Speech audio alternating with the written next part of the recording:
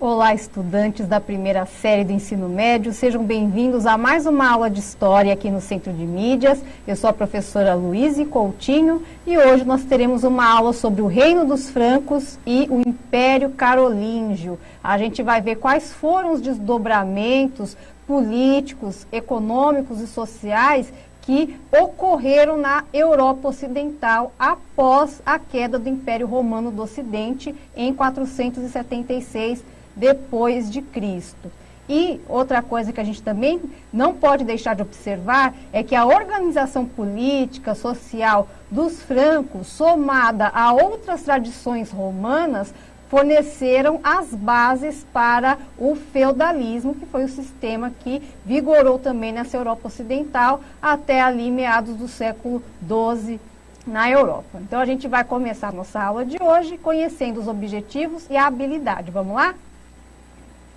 Hoje o nosso objetivo é apresentar as principais características do Império Carolíngio e as contribuições para a formação do Oriente Medieval e do sistema feudal, e identificar as relações entre religião, religiosidade e poder político no Reino dos Francos e também no Império Carolíngio. A habilidade que trabalharemos hoje é identificar as principais causas e características dos movimentos de imigração que caracterizam um processo histórico de ocupação territorial. Então, essa aí é a habilidade do currículo do Estado de São Paulo que a gente está trabalhando na nossa aula de hoje.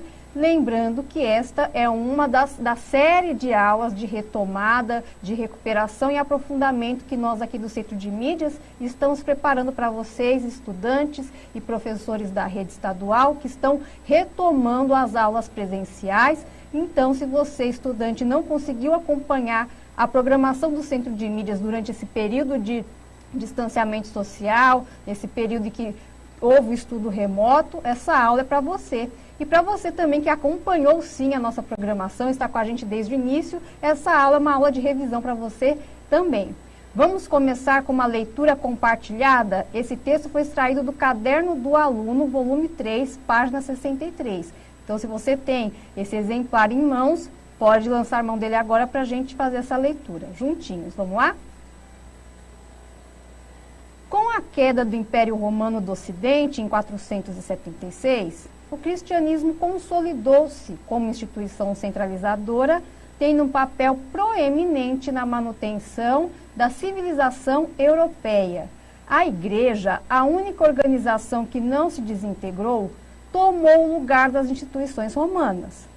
Em 496, Clovis, rei dos francos, foi batizado pela autoridade máxima da Igreja, o Papa, e com a ajuda dessa instituição, expulsou os povos considerados pagãos, os visigodos da Gália, entre outros feitos. Com a conversão de inúmeros povos no século VIII, surge o Império Carolíngio, que no ano de 732 impediu que muçulmanos invadissem o Reino Franco na Batalha de Poitiers. Por conta desse evento, os carolíngios passaram a ser vistos como defensores do mundo cristão. Esse texto já traz para a gente muitas informações aí do que ocorreu com as instituições políticas pós-queda do Império Romano e também das relações entre política e igreja, promovida aí pelos francos e pelo imperador Carlos Magno, aí, a grande figura do Império Carolíngio. Então, pegando as ideias centrais aí desse texto que a gente acabou de ler, vamos para a nossa primeira interação. Segundo o fragmento textual, que é esse texto que nós acabamos de ler, a Igreja Católica, então, assinalem a alternativa que mais corresponde com o que o texto nos trouxe sobre o papel da Igreja Católica nesse mundo pós-fim do Império Romano. Ok? Em 2 minutos a gente volta.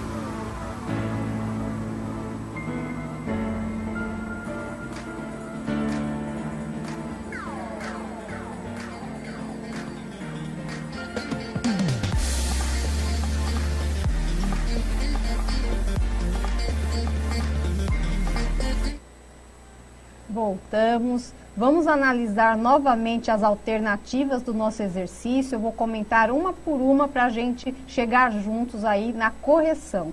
Vamos voltar lá para a tela do exercício. A alternativa A diz que a Igreja Católica desintegrou-se após o fim do Império Romano do Ocidente. Nós vimos pelo texto que foi justamente o contrário. O Império Romano se desintegra e a única instituição que centraliza, né, inclusive ocupando o lugar de instituições políticas, é justamente a Igreja Católica. A B contribuiu com a expulsão de visigodos muçulmanos sem, contudo, aliar-se politicamente aos reis carolíngios. Nós vamos ver na aula de hoje que a Igreja Católica contribuiu sim para a expulsão de visigodos e muçulmanos, aliando-se politicamente aos reis carolíngios, tá? Não obteve vantagens como a doação de terras ao apoiar politicamente os reis francos, diz a alternativa C, que não está correta, porque justamente essa aliança política da Igreja Católica com os reis carolíngios vai resultar na doação de terras que os reis francos vão fazer para essa instituição religiosa. Daí vem a proximidade entre religião e Estado que ocorre nesse período. Então, logo, a nossa alternativa correta é a alternativa D.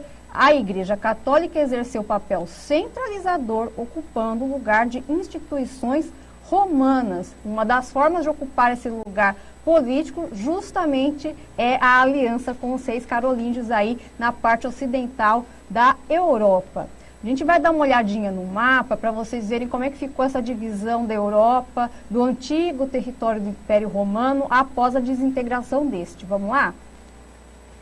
Então, uma coisa que é muito importante a gente retomar é que uma das causas do declínio do Império Romano são as invasões germânicas. Claro que esta não é a única causa dessa desintegração, houveram outras, né? Já existiu uma crise política muito grande em Roma, dada inclusive pela própria extensão territorial. Então, tudo que vocês estão vendo no mapa em rosa e em lilás corresponde ao antigo território do Império Romano.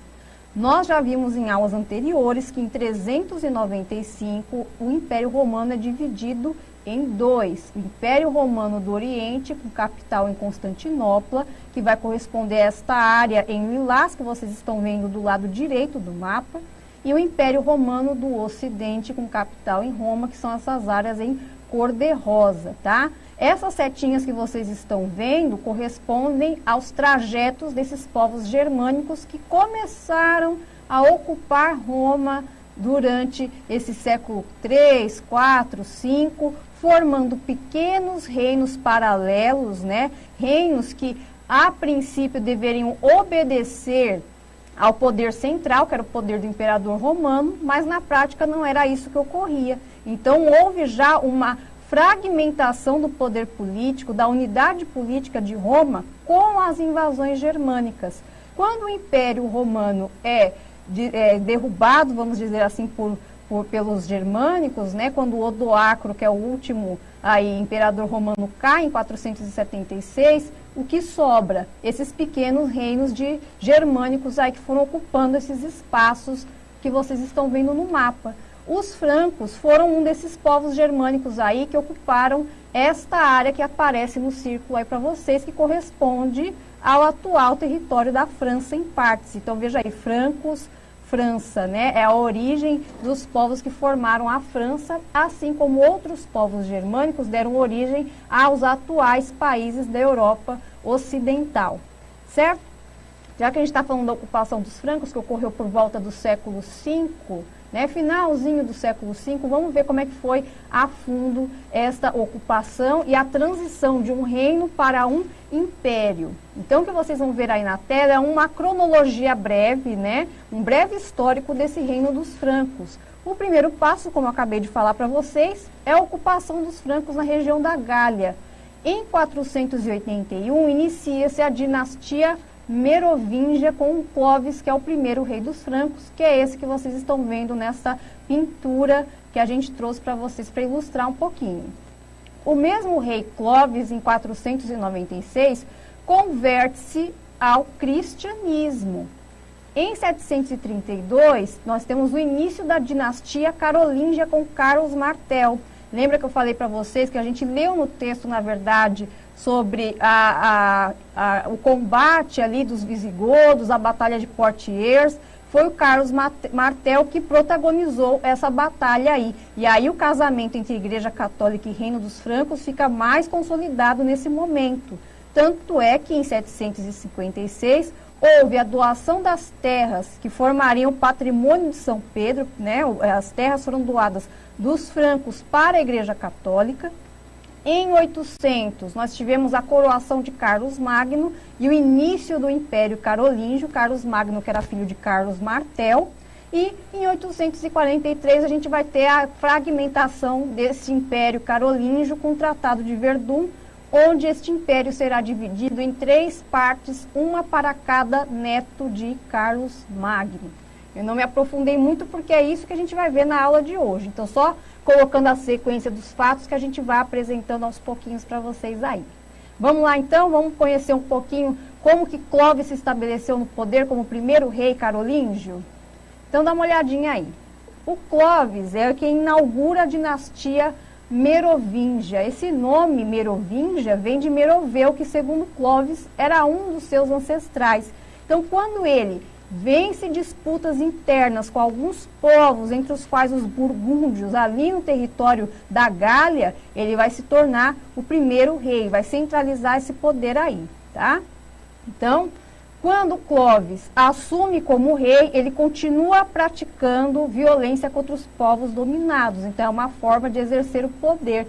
E povos que resistiam a esse poder de Clovis eram visigodos e burgúndios. Ou seja, a vitória de Clovis como chefe militar nessas batalhas iniciais não foi aceita de pronto por outros povos que também disputavam a região aí. Então, o que Clovis decide fazer para arrefecer um pouquinho as rivalidades entre esses povos? Ele vai se casar com Clotilde. Clotilde era uma princesa burgúndia e cristã. Então, ao se casar com uma princesa burgúndia, o Clovis busca que os burgúndios aceitem-o como uma liderança política. Olha só, eu estou casando com uma princesa do seu povo. Então, é uma união aí de 2 povos germânicos para que a liderança de Clovis seja reconhecida.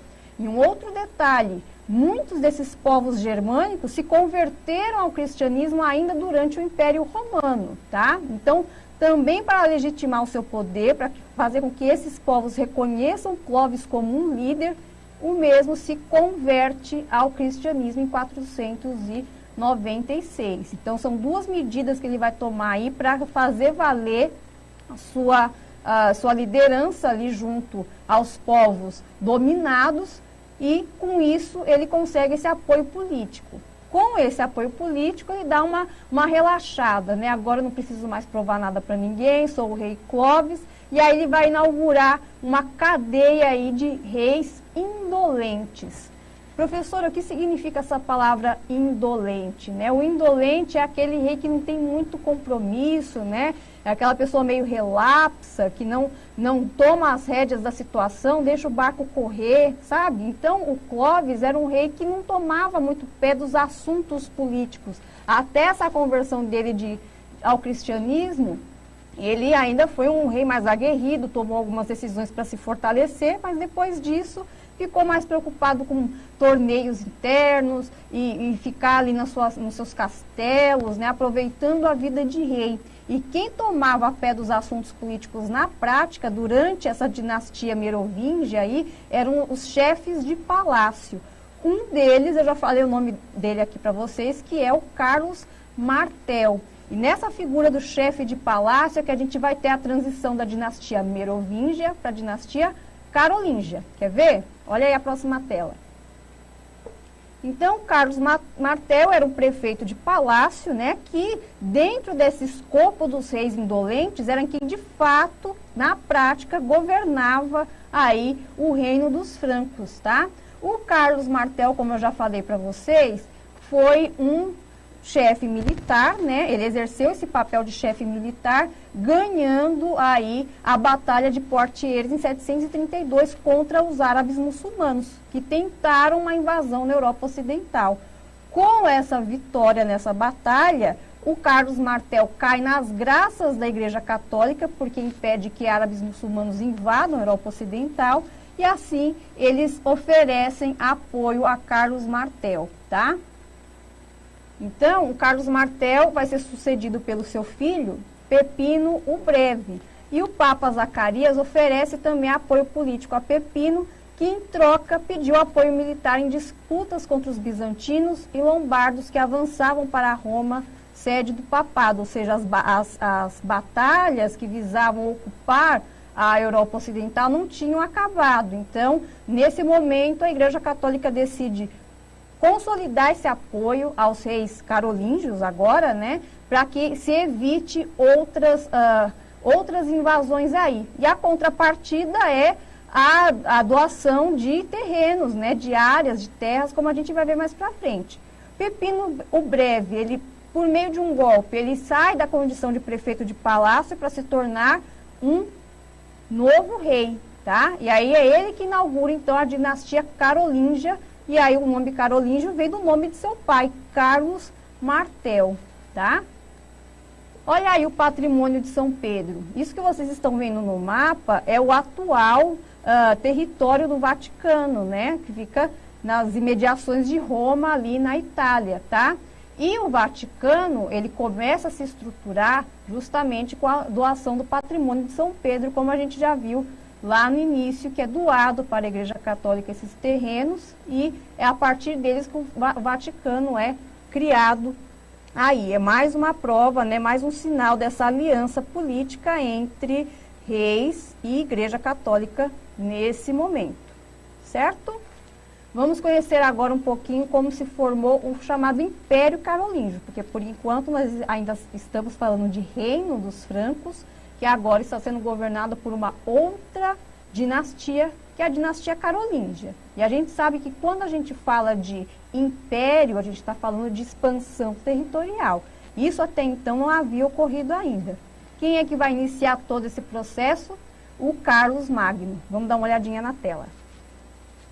O Carlos Magno, então, é o sucessor de Pepino o Breve, é filho de Pepino o Breve, que tinha esse nome, Pepino o Breve, porque ele era um cara baixinho, né? Esse era o apelido que eles davam naquela época, vamos dizer assim. E o Carlos Magno assume o poder e inicia uma campanha expansionista. Com as conquistas territoriais, ele estreita ainda mais os laços de seu reino com a Igreja Católica, por meio de novas doações de terras. Em 800, na noite de Natal, Carlos Magno é coroado imperador pelo Papa. E vocês estão vendo essa imagem aí do Carlos Magno, que já é uma releitura bem posterior à sua existência, né? Mas dá para mostrar toda a opulência dele aí, com alguns signos religiosos, como vocês vejam ali na imagem, na mão esquerda ele traz o crucifixo, na outra espada, né? Então é como se fosse aí um simbolismo da aliança entre reis e Igreja Católica. Então vejam, à medida em que Carlos Magno, enquanto imperador, ia conquistando novos territórios, sempre uma parcela destes era dado para a Igreja Católica. Tanto é que quando a gente chega lá no feudalismo, né, quando ele se consolida, mais lá para o século V, VI, VII, a Igreja Católica se torna aí a grande proprietária de terras da Europa, possuindo cerca de 1/3 de todo o território europeu. E aí, a partir desse poderio territorial, outras nuances aí de influência da Igreja Católica vão ocorrer também na sociedade europeia, conforme a gente vai ver já já. Vamos dar uma olhadinha nos domínios do Império Carolíngio? Então, isso que vocês estão vendo no mapa são os territórios conquistados por Carlos Magno. Então, a parte mais escura do mapa é o território do Reino dos Francos, lá no início, com Clovis. Conforme vai ficando claro, são as conquistas posteriores. E as de Carlos Magno são essas em verde mais claro. Então, vocês vejam como que ele conseguiu ocupar aí muitos territórios, aumentando os domínios do Império Carolíngio. Por isso que a gente vai configurar o império, o aumento territorial expressivo, certo? Bom, agora acho que é a vez de vocês trabalharem um pouquinho, né? Vamos para uma interação? A partir das imagens, elaborem uma frase que sintetize as relações entre igreja e Estado no período. Então, eu vou dar 2 minutinhos para vocês capricharem na frase que vai simbolizar essas relações e em 2 minutos a gente volta.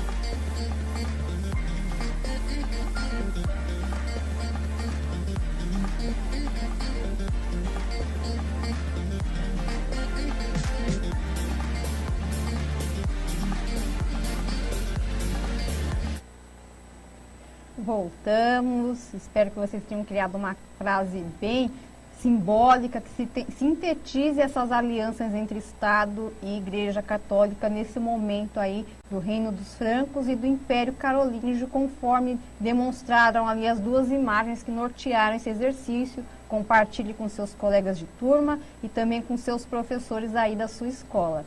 Vamos prosseguir então na aula apresentando um pouquinho da administração carolíngia, porque a gente viu o império se formando ali, uma extensão territorial bastante expressiva e, claro, isso vai demandar de Carlos Magno uma organização política de forma a garantir a posse desse território. Ninguém quer ver o filme Império Romano se repetir, né? Então, vamos ver como é que Carlos Magno organiza a sua administração. Então, para garantir a posse desses territórios ocupados durante essa expansão militar, Carlos Magno lançou mão de uma antiga tradição germânica, o comitatus, que é a fidelidade.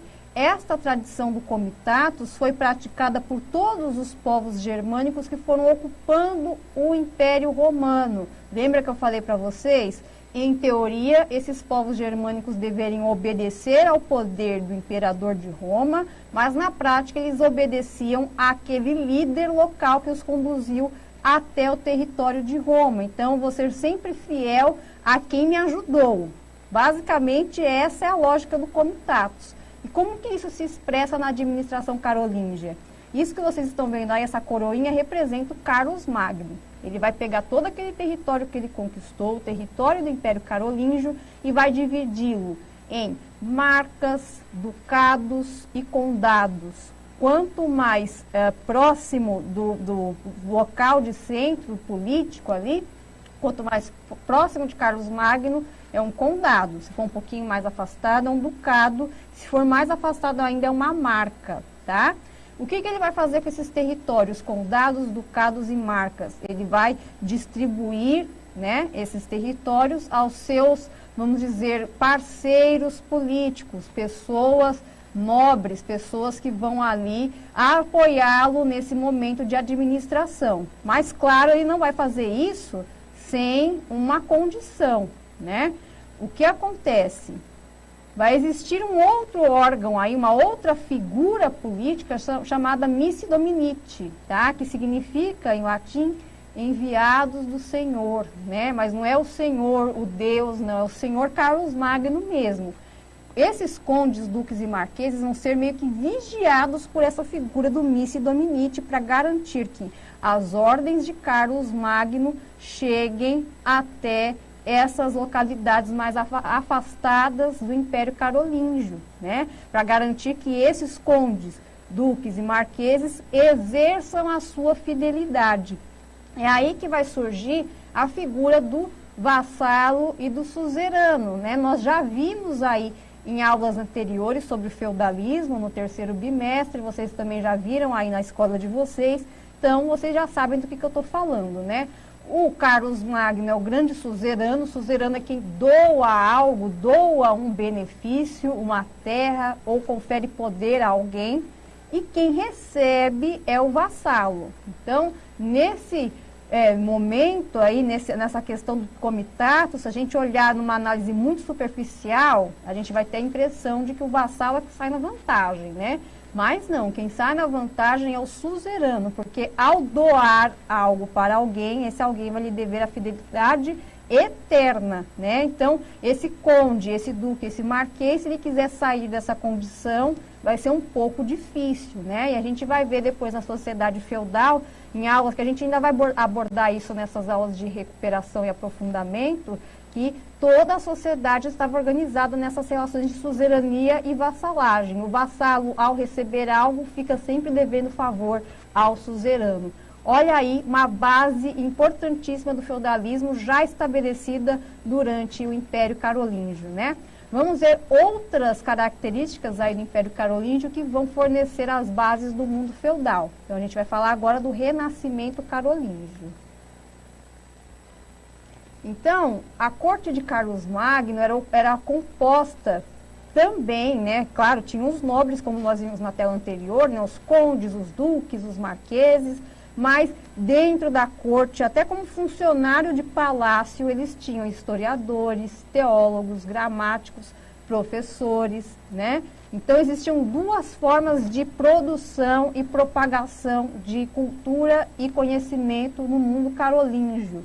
Nós tínhamos primeiro as escolas eclesiásticas que funcionavam dentro das instituições católicas, como mosteiros, bispados.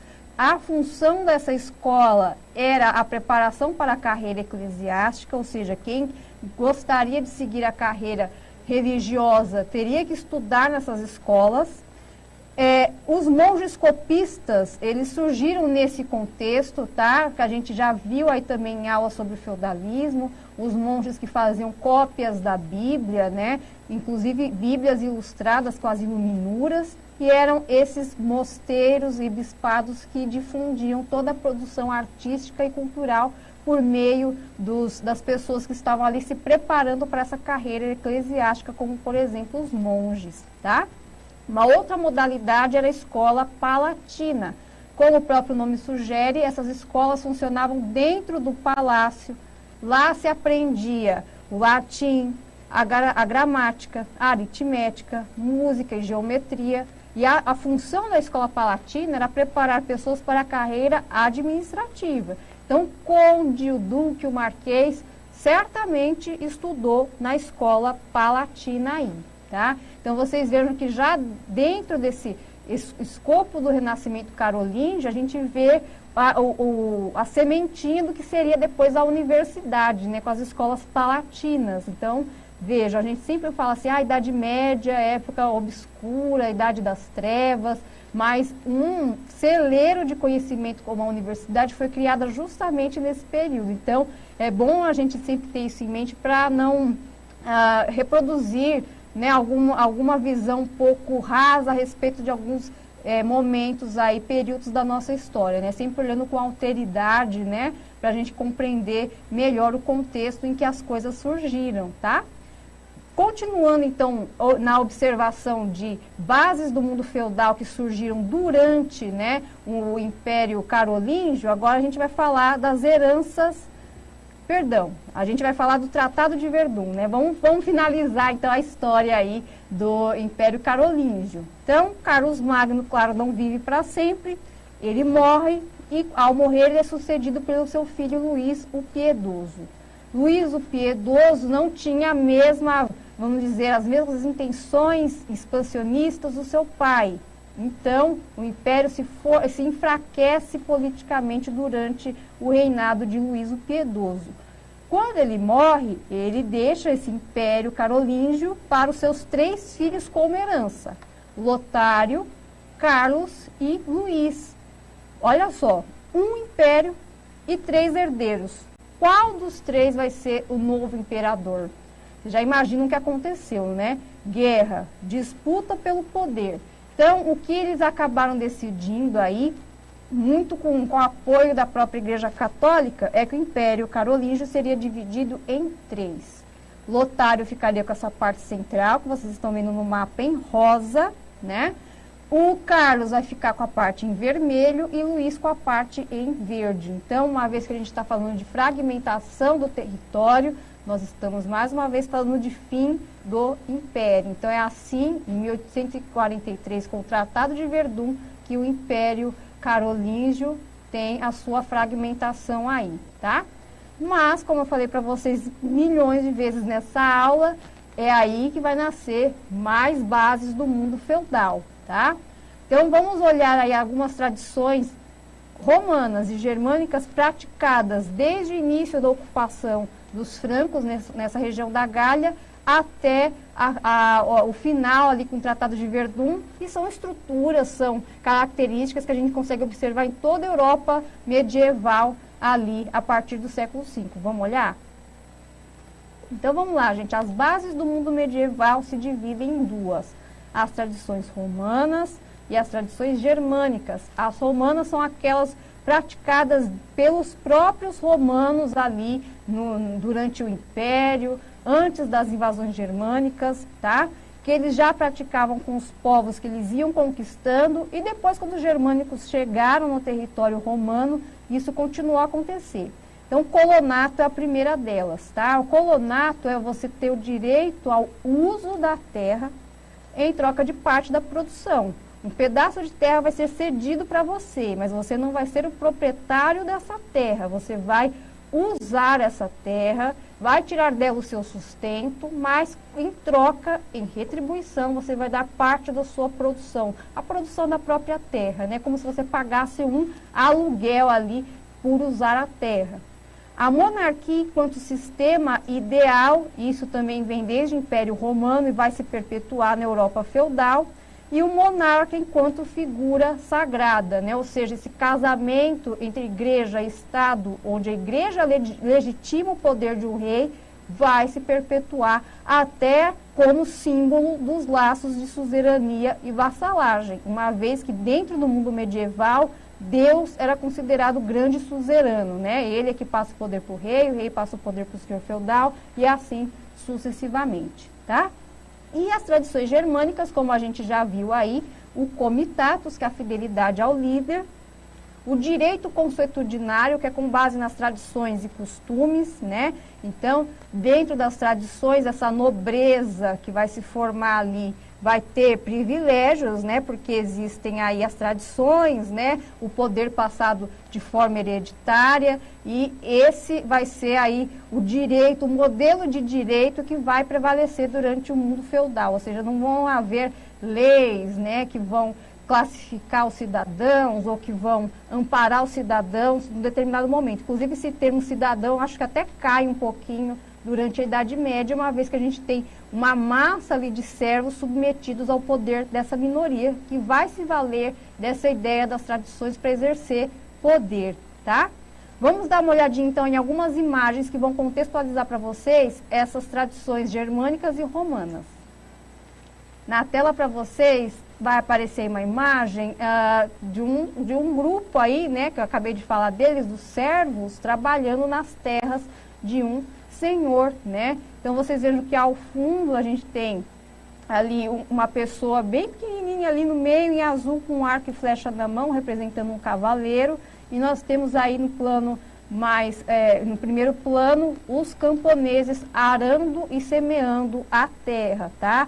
A relação de trabalho é o colonato, né? O servo, ele tem o direito de usar a terra, ele vai tirar dela o sustento de uma forma muito precária, ou seja, ele vai tirar o mínimo para sobreviver, porque boa parte do que ele produz vai servir para o sustento de toda a nobreza que vem aí agregada ao senhor feudal, que está morando ali naquele castelo ao fundo, junto com todos os condes, os cavaleiros, ou seja, toda a nobreza que vai circundar o feudo. O feudo é como se fosse um micro-reino, né? Os feudos, inclusive, eram independentes entre si, diferentes entre si, apesar da centralização do poder na figura do rei. Os reis continuaram existindo, mas quem exercia o poder de fato era o senhor feudal dentro do seu feudo.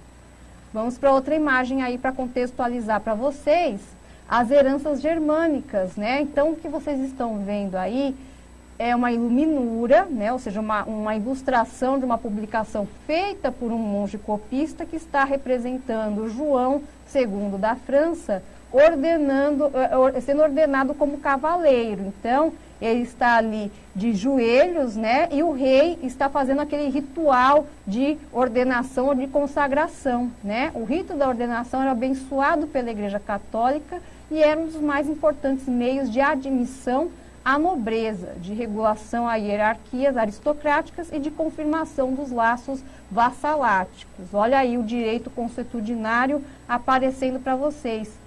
E para finalizar, essa imagem aí dos monges trabalhando num escritório medieval, né? Ou seja, um escritório medieval. Olha os monges copistas em ação aí, produzindo a cultura, o conhecimento, muito permeado pelos dogmas da Igreja Católica nesse mundo feudal. Então, para a gente aprofundar um pouquinho mais, na próxima aula a gente vai falar isso, mas vocês podem também retomar as aulas sobre feudalismo que nós já transmitimos aqui no Centro de Mídias.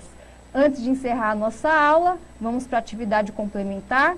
Tirem print aí dessa tela, onde vocês vão poder acessar pelo QR Code ou pelo link o caderno do aluno do terceiro bimestre, onde vocês vão poder retomar essas atividades para aprofundar, ou mesmo se não teve oportunidade, de realizar a situação de aprendizagem número 2, que vai falar dos reinos dos francos, o Império Bizantino e o mundo árabe, ou seja, os 3 principais impérios que se formaram pós-Império Romano aí. E não esqueçam, claro, da nossa atitude historiadora ao pesquisar os temas.